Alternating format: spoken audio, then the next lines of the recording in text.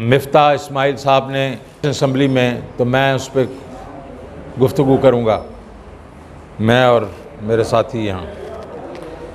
पहली बात तो मैं मिफ्ता साहब को कहूँगा कि माशाल्लाह आपने फरमाया कि आप पीएचडी करके आए हैं, बड़ी अच्छी बात है।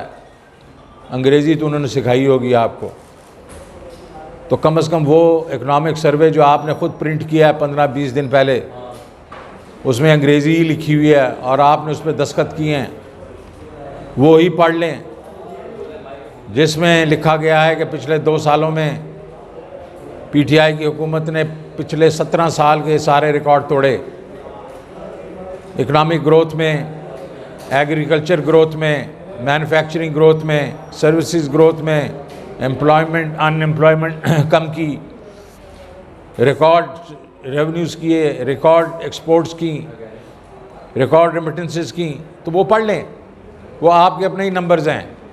मैं इस पर ज़्यादा कमेंट नहीं करूँगा कि मुझे तो लगता है कि जो कहते हैं ना कि पॉलिटिशियन थिक स्किन्ड होता है, ये स्किन पता नहीं कौन सी है, बार बार इनको समझाया जाता है, इनको समझ नहीं आती, ये बार बार वही चीज़ें कहते हैं और फिर कहते हैं फिस्कल डेफिसिट 8.8 हो गया।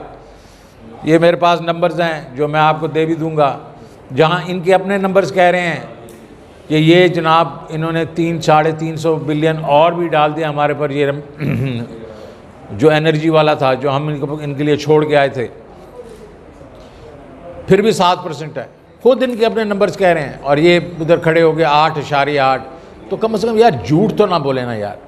उसके बाद डेट की बात, बार बार वही चीज़ लोगों को बेवकूफ़ बनाने के लिए कि 80% डेट इन्होंने पूरे जो पहले था उससे 80% बढ़ा दिया। अरे भाई 77% बढ़ा है, इकॉनमी भी 72% बढ़ी है।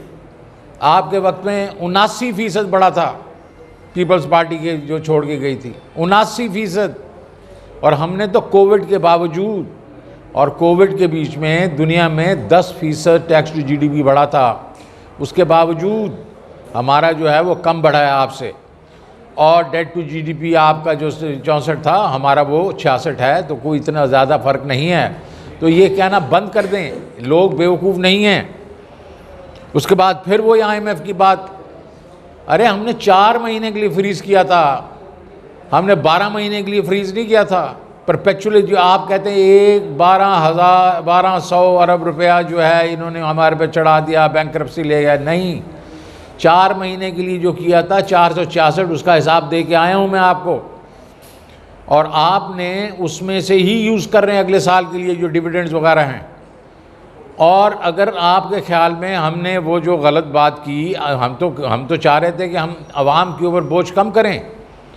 अगर हम होते हम रूस जाते, हम जाके वहाँ से डिस्काउंट लेके आते और आवाम पे फिर भी बोझ ना पड़ने देते।